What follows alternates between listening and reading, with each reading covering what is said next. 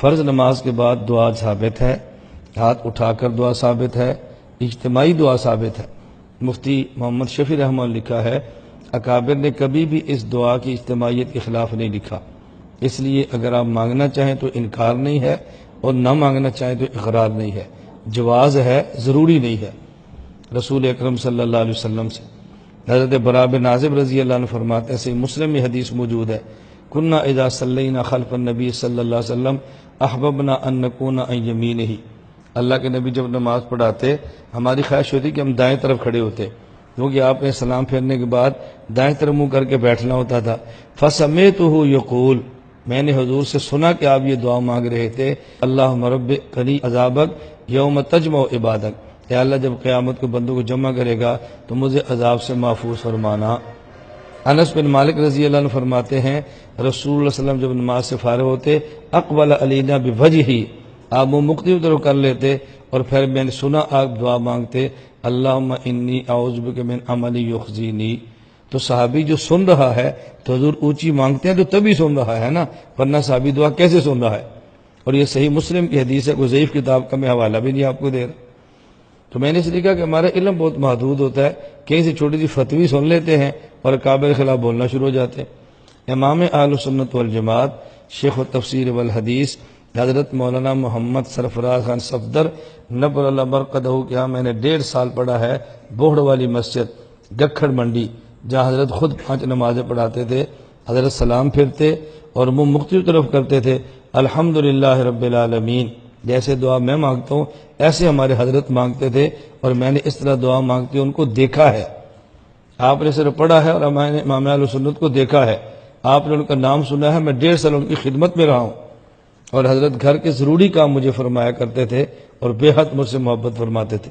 ہم یہاں پاکستان ہی سے عمرہ حج کے لیے جاتے وقت روزہ پاک کی زیارت کریں یا مکہ سے مدینہ کی طرف جاتے ہوئے، جب یہاں سے آپ جائیں مکہ مکرمہ عمرہ کر لیں، پھر جب مدینہ منورہ جانے لگے پھر وہاں سے نیت کر لیں، کیونکہ آپ تو مکہ کی نیت سے جا رہے ہیں۔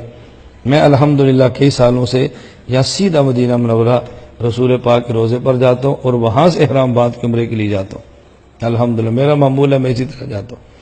میں جدہ گیا تو یہی کپڑے پہنے ہیں، تو ساتھی کہتے ہیں مولانا صاحب عمرے کے لیے، میں نے کہا عمرے کے لیے تو آپ کا احرام تو نہیں ہے، میں نے کہا میں احرام مدینہ سے باندھیں گے، پہلے حضور پاک پاس جائیں گے جن نے ہمیں مکہ دکھایا ہے، وہاں سلام پڑھیں گے، صلوات پیش کریں گے، کارگزاری سنائیں گے، حضور سے درخواست کریں گے اور پھر انشاءاللہ مکہ روانہ ہو جائیں گے۔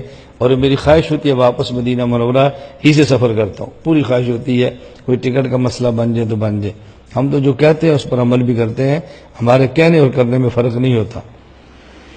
حیات فی قبر کے 5 نام آپ نے بتلائے تھے، ان میں سے 2 تو معلوم ہے، دنیاویہ اور برزخیہ، باقی 3 آپ بتا دیں۔ ایک آدمی تھا تو اس نے کہا مجھے اللہ پاک نے 2 نعمتیں بڑی وافر عطا فرمائی، میں اللہ کا بہت شکر ادا کرتا ہوں، ایک تو اللہ نے مجھے حافظہ بہت دیا ہے اور دوسری مجھے یاد نہیں آ رہی۔ ابھی 5 بتائی ہیں اور پھر بھول گیا، یہ 2 یاد ہے، 3 باقی بتا دیں۔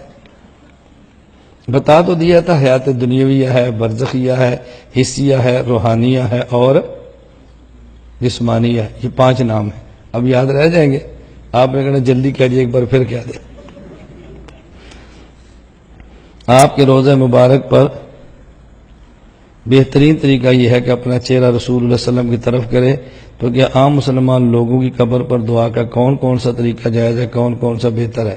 آپ نے تو قبرستان جانا ہی نہیں ہے، مسجد میں تم دعا سے بھدک رہے ہو، تو قبرستان آپ نے کیا جانا ہے؟ چھیڑ چھاڑ کرنی اور کچھ بھی نہیں۔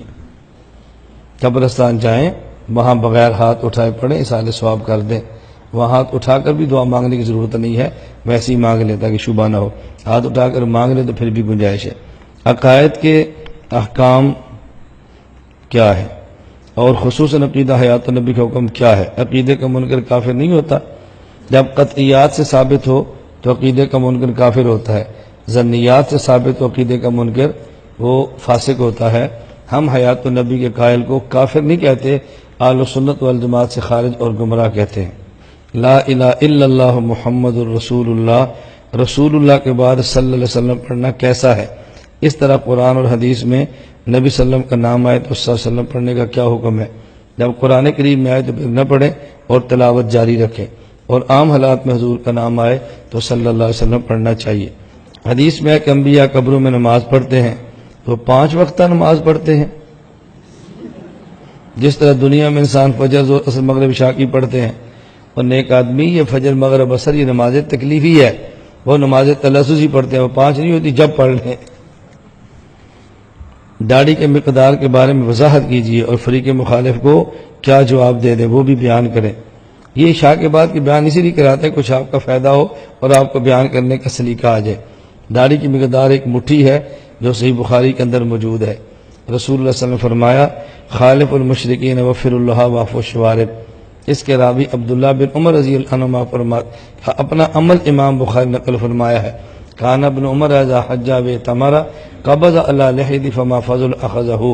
عبداللہ بن عمر حج عمرے کے لیے جاتے، کچھ داڑھی بڑھ جاتی، فارغ ہونے کے بعد اپنی دوڑی مٹھی میں لیتے اور جب بڑھ جاتی اس کو تراش دیتے تھے۔ آپ ایک بیان میں آپ علیہ السلام کی جنت کی مٹی سے پیدا ہونے کی دلیل منہا خلقناکم فیہا نعیدکم دی۔ آپ علیہ السلام روضہ اقدس میں ہیں اور وہ جنت کا ٹکڑا ہے، ایسا ہی آپ کی خلقت بھی جنت کی مٹی سے، خلقت بھی جنت کی مٹی سے ہوئی۔ اب سوال ہے کسی وجہ سے ابو بکر عمر رضی اللہ عنہما بھی جنت کی مٹی سے ہونا لازم نہیں آتا؟ اگر یہ جنت کی مٹی سے بن جائے تو اسے فرق تو کچھ نہیں پڑتا۔ انبیاء کے بارے میں تو طے ہے نا، باقی انبیاء کے علاوہ اگر ان کو بھی قرب مل جائے تو اس میں اشکال کی کون سی بات ہے؟